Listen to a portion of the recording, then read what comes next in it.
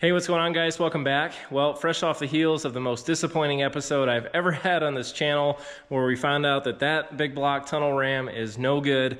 It's time to start getting some wins back under our belt here, and it's time to start turning the Ratty Satty into the race car that she deserves to be. So, you guys remember back, we first introduced this car 3 or 4 months ago. It had been sitting for around 20 years or so. In 3 weeks, we got this car running, driving, and racing at the Tucson Dragway during Duct Tape Drags 2023, and it was an absolute pile of shit the entire weekend.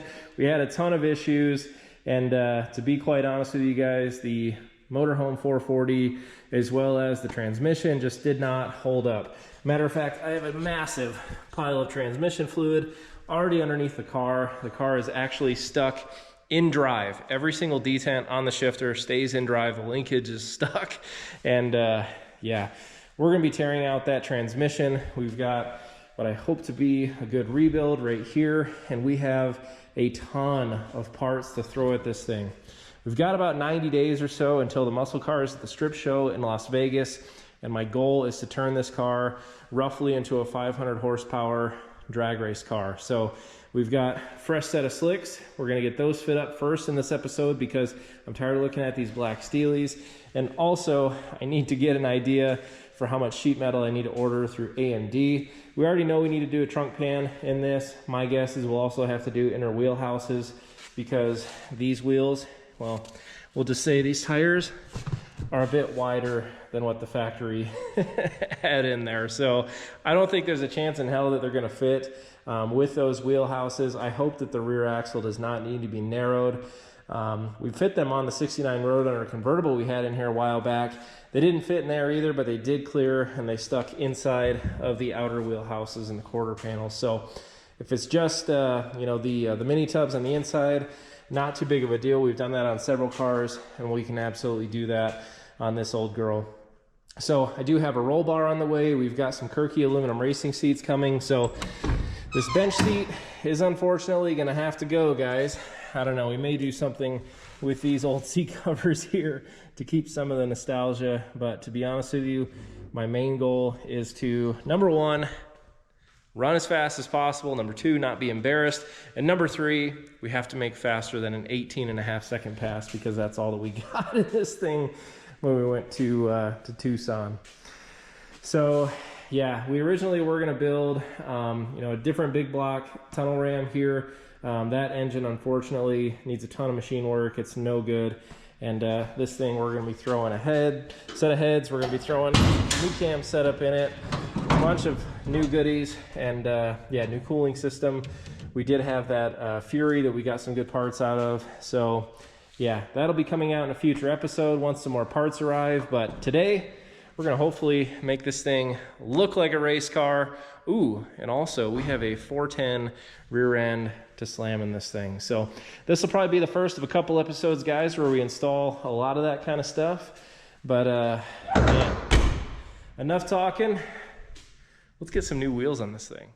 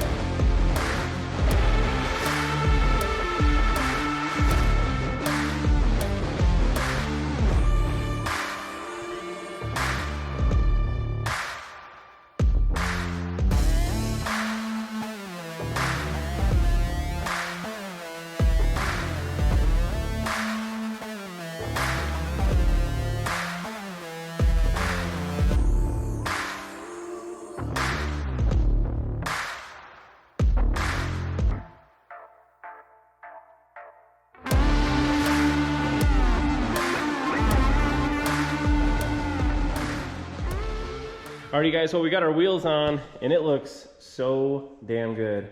And I feel like I really lucked out. So scored these wheels off a good friend of mine and was thinking that I would have to do some inner wheelhouse work and then also, you know, possibly do a mini tub job and those sort of things. But it actually clears with probably an inch or so on the inside of it with where the leaf spring is. And then the outside, it fits good. It's got some good tuck here, but it is like, it's not touching the sidewall, but it's damn close. I don't know if you guys can see that, but way too close for comfort. This thing would never pass tech like that. And to be honest with you, if I hit one bump, I'm pretty sure I could tear through the sidewall on these slicks. So yeah, we're gonna end up having to roll this rear quarter, which I'll talk about more here in just a second. But the front skinnies, they fit fantastic. They look good, so easy enough there. I will have to get the correct lug nuts for the center lines, but for now we've just got her kind of tacked into place. And yeah, we've got to roll these rear quarters here, which in all honesty, I fit the wheels on the car a couple days ago, and I went ahead and I spent a whopping $40 on this Amazon fender roller. Never used one before, but I think it's going to come in handy here where we should not have to do any like real hard modifications here to our quarter panels. But I think instead, if we can just fold that lip up instead of it being that hard 90 right here, that's going to give us plenty of clearance to be able to run these wheels. So we'll get her lifted up real quick, get these wheels off. I'm going to probably watch a YouTube video or two on how to actually do this, and then I'll explain the process to you guys after that. So let's get it done.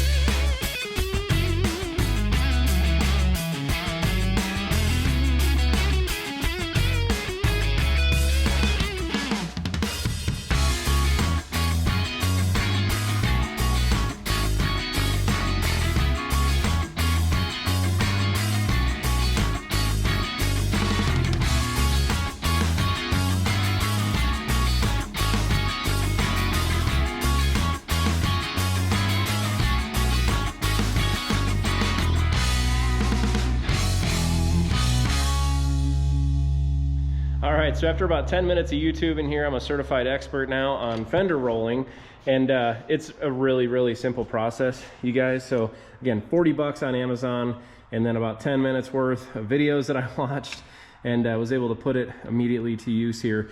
Now you can see this part of the rear quarter that I have not touched yet, right? So the 90-degree flange, this is what is butting into the brand new slicks on those new wheels, and you can see where it starts to turn, and then bam. It's almost completely flat against the inside of the quarter panel, which is exactly what I needed. You know, this took maybe 10 minutes, if that. So there really ain't a whole lot to it, guys. It's just, you got to use some heat. So busted out my Cobalt heat gun there, heated up the surface here till it was, you know, kind of too hot to touch. But if you don't do that, you do run the risk of, you know, breaking paint or cracking paint. This car being, you know, 50, 60-year-old lacquer paint, definitely prone to cracking, but I've got rust issues around the opening of the wheel well here, and you can already kind of see a little bit of that cracking there. So I probably could have gone a little bit further even with the heat, but no big deal. Not too worried about it on this car. So, but yeah, just kind of slowly continue to work this out here. There's a bunch of different adjustment. You can change the angle of the wheel here, which you want to kind of start with more of like a vertical position where you're just tipping the edge of that fender, and then just slowly begin to start working this out. And then also just kind of laying this wheel down against the panel, and really, really easy process, guys. And you know, my rubbing issues on this were really between kind of that 10 o'clock and 2 o'clock area here. So I'll work this a little bit more to kind of get it as flat as I can, and then I'll just kind of blend it out. I did soften the edge here just a little bit, so that way it's kind of still pointing in, but it's not completely flat against there. We had a ton of clearance here in the front and in the back. So as long as we can fix these issues up here, hopefully we won't have any rubbing whatsoever on the inside. So let's throw some heat back on this. It's completely cooled down now that I've wasted a lot of time talking. So we'll heat this guy up here. We'll blend this down roughly to that body line there. And yeah, fit check these wheels, and hopefully we'll be good to go.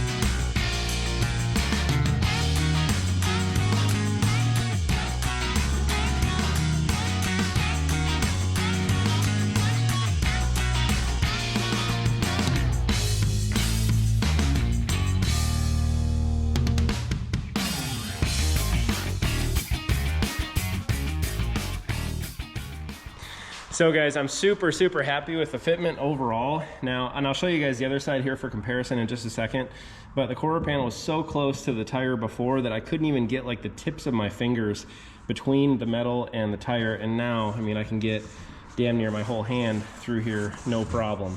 And yeah, you guys can see, open it up quite a bit, and we've got really good fitment.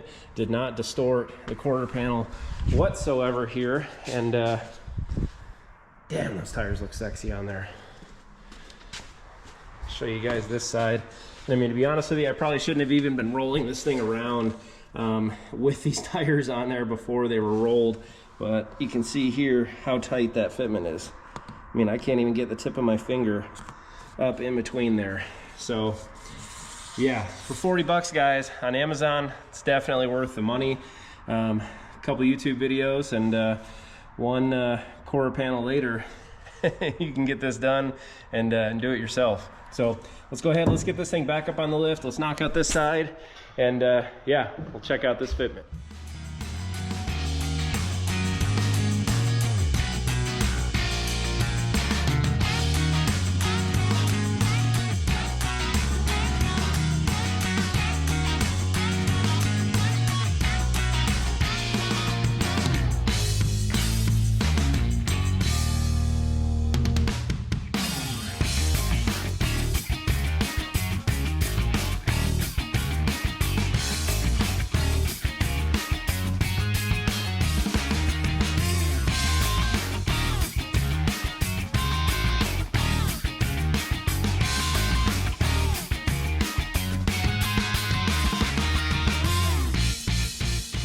Alrighty guys, so we got our driver's side fender all rolled up, and it turned out really good.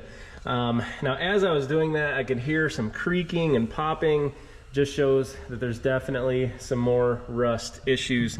Well, there are some rust issues, clear rust issues underneath this quarter panel. Again, I hate to start cutting into this thing and replacing all this metal. I want to try to keep it a little bit ratty. I love the look of this car, and I don't really feel like throwing brand new quarter panels on it at this time. But yeah, we rolled it here again from that 2 o'clock to about the 10 o'clock position right there. And you can see, especially in the middle here, it's like laid flat, flush with the outer portion of this quarter panel here. So really good tire clearance now. We should not have any sort of issues with clearance. You know, I think I showed you guys a minute ago before, I could fit like the tips of my fingers between the tire and the quarter panel where it was sticking directly out. And that is a sure way to blow the sidewall out. And it's really a big safety issue here with running these wider wheels. So rolling this up here eliminates those sharp projections there, and yeah, it gives us all the clearance that we need for these big old wide tires. I get asked quite often, actually, even from posting on Instagram, how big these are here. And honestly, like I mentioned, guys, these fit so good and they look so damn wide, but we've got great clearance there with our springs. But these are, let's see, Mickey Thompson 28 by 10.5 15s. So it's a sweet fit and they look awesome. So another thing that's awesome, we're just gonna move straight into the next thing, guys. And unfortunately, those awesome wheels do have to come right back off.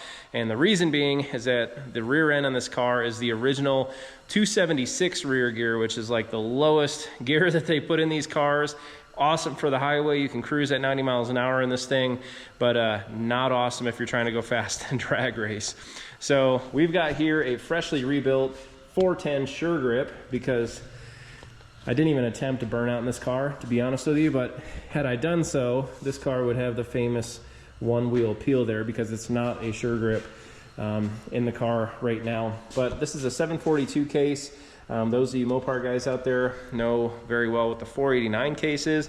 Very, very similar to this.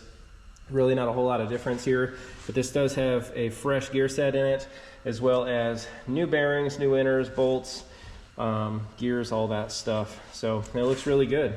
So all that we got to do now, guys, we'll pop these wheels off. We will unbolt the axles, pop those out enough to clear this rear end here. We're gonna have to drop the drive shaft out, and then also I'll probably take the needle scaler real quick and blow all the nasty crud that's built up over the bolts. Highly doubt this thing's ever come out of this car. So yeah, but this should make a huge difference in our quarter mile times, and it's gonna help us launch a whole lot harder with this car.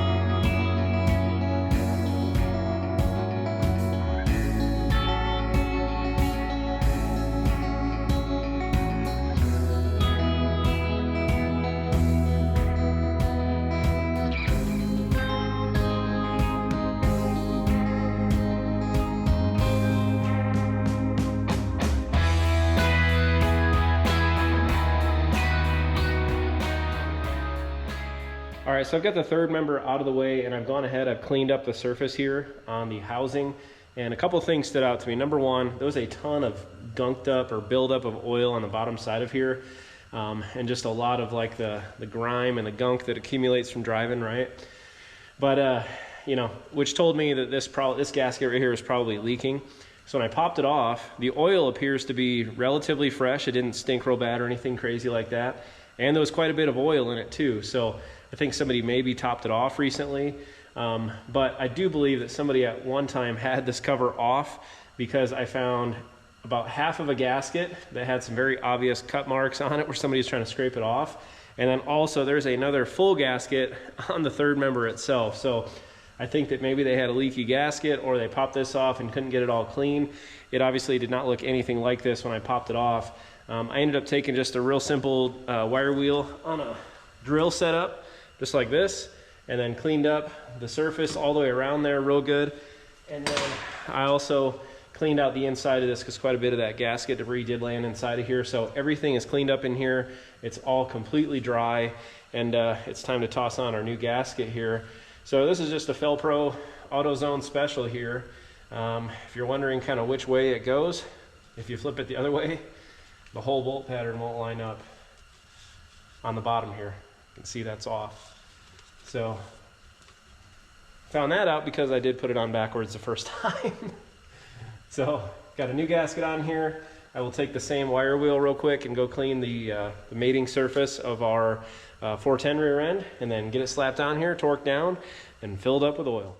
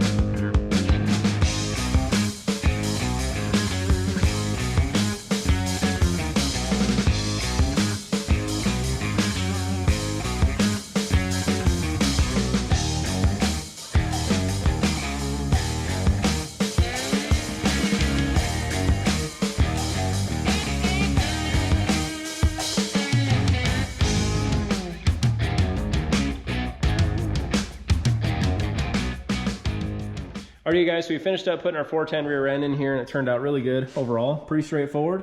We got our full of gear oil too, and yeah, with how clean that looks, it makes the entire rest of the rear differential look so much worse.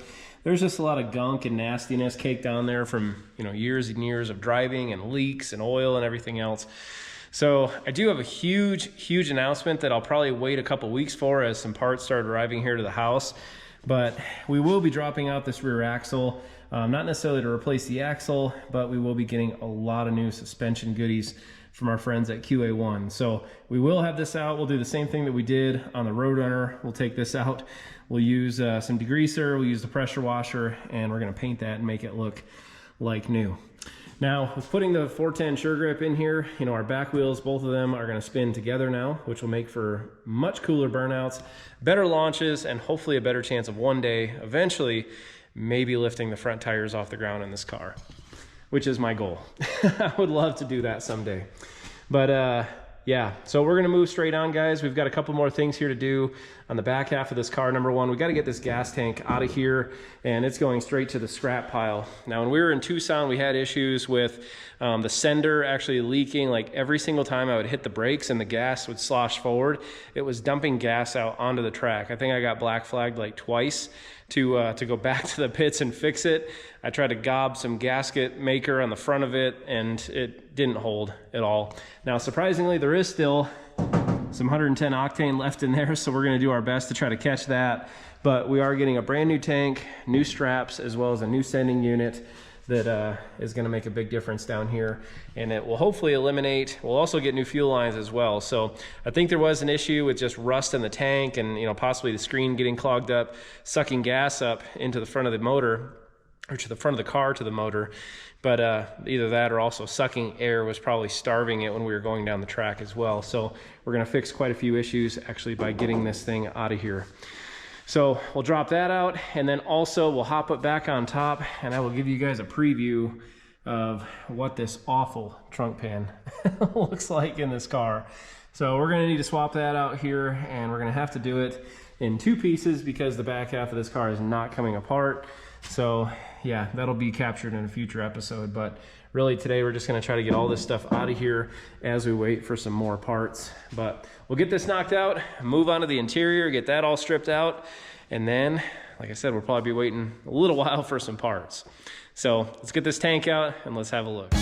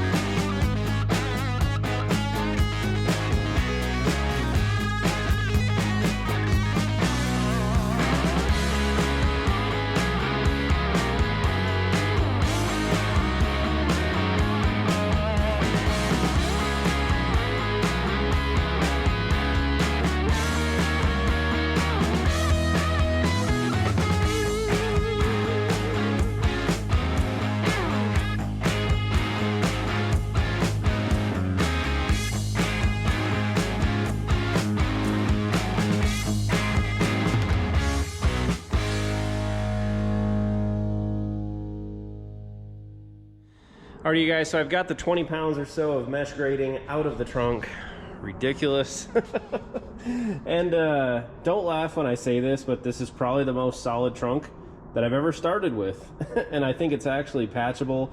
I mean, you know, I want to make sure that I preserve, you know, the quarter panels, the lower quarters, all the way down here on that rear cross rail, my tail panel, all that stuff. I don't plan on cutting that all out and doing all of that to do like the full-blown trunk pan. So I do have, these are not AMD trunk pan sections. These are actually more what I would consider like patch pan sections. But what I'll most likely end up doing is that like this portion of the trunk pan out to the rear drops is actually really solid. So I'll probably just end up taking it right to the frame rail. We'll cut it a little bit short in the back. And yeah, we'll basically just make sure that we get into good metal through here. And yeah, cut out that center section right there and weld it in. So yeah, that's really all that's needed with that. I was thinking initially that I would do the full pan, but number one, that pan section actually only goes up to right up in here, so it doesn't go all the way up and over the top like where the rear seat pan meets that. So yeah, we will just do this larger patch section here. We'll butt weld that, clean it all up, make it pretty, and coat it so that way we don't ever have any rust issues again. That said, one thing that I'm absolutely dreading, just because I don't have a very good history with back windows, those of you guys that have been watching a little while know that. But the reason the trunk pan looks the way that it does is because of how bad this rear window channel is. So, and really, man, that whole deck filler is kind of busted up. But when we did that 69 Roadrunner convertible, I actually picked up a new rear deck filler panel. We cut the corners off of it here where the trunk rail is, but the rest of it's actually in really good shape. So what I plan on doing, we'll probably just end up cutting that and sectioning in that piece there. Hopefully the structure even underneath that isn't too far gone, but we'll see. You guys can see it does look a little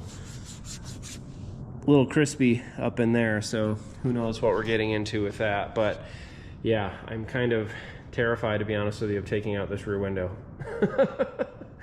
So, I mean, this car, especially with doing the tunnel ram 440, it's never going to sit outside in the rain to have this issue again. But you don't want to spend all that time fixing all the metal underneath only to have super leaky rear deck filler panels or the sail panels, window channels, all that kind of stuff, because your work will probably end up being wasted. So really, guys, the only thing that's left now, at least with this teardown portion, because I'm going to be waiting on quite a few parts here, you know, to kind of move forward, but it's really the interior now. I went ahead, I already removed the bolts out of the bottom of the bench seat here, so we should be able to just lift that guy right out of there and get that out of the way. But the plan right now is to pull the seat out, pull the carpet out, get that back seat out of there, and get ready, because this car is getting caged. So one thing too, actually, now that I'm thinking about it, is that I had issues twice. I bought this B&M gated shifter here, absolutely love it, but with the bench seat, I had to run that shifter a little bit too far forward, and it came with like a 5-foot long shift cable for maybe about 18 inches worth of travel. And what you have to do is you have to kind of loop it up and over the back of the engine, back down the transmission. And unfortunately, with running headers on this car, I think it just ended up getting too hot, and it stretched the cable on 2 separate occasions. One, the first time I ever ran this with that shifter, and the second time it actually did it when we were in Tucson drag racing. So that cable needs to come out. But with running the racing seats, we're going to be putting Kirky racing seats, aluminum seats in here, getting rid of this bench seat, but I'll actually be able to run that shifter back a pretty considerable ways. So that way more of that cable will be further away from the headers there. So yeah, guys, ain't nothing to it but to do it. So let's get these seats and carpet out, and hopefully we won't find any more metal issues. I think there's one little spot maybe on the driver's corner of the floor that's like a couple real little like dime size holes that we should be able to just patch, but the rest of this, hopefully it's good. Let's get these seats out.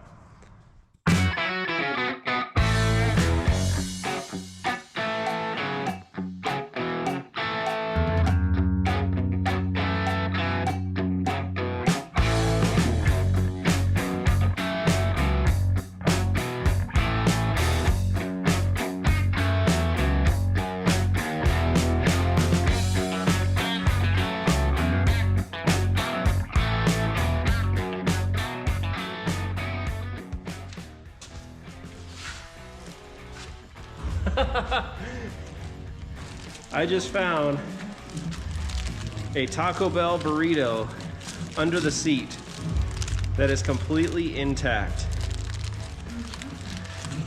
That is rock hard. And that is a very old Taco Bell wrapper.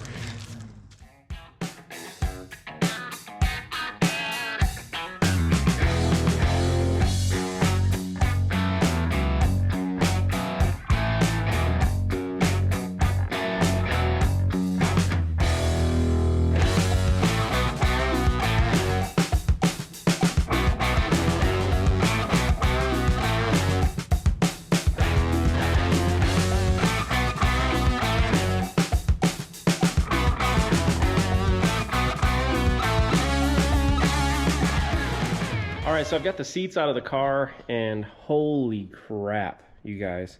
Honestly, I don't know if I'll be able to call this thing the Ratty Satty after this. It's in really, really good shape. The floors in it are honestly damn near mint, with the exception of the one spot over there. It's about the size of an index card, right underneath the high beam button there on the floor. But aside from that, guys, these floors are unreal. I've never had a car this clean, and don't laugh when I say that, but this thing is awesome. Absolutely awesome. A lot of this down here, a lot of that's just discoloration and a little bit of scale. I think a wire brush would clean that all up.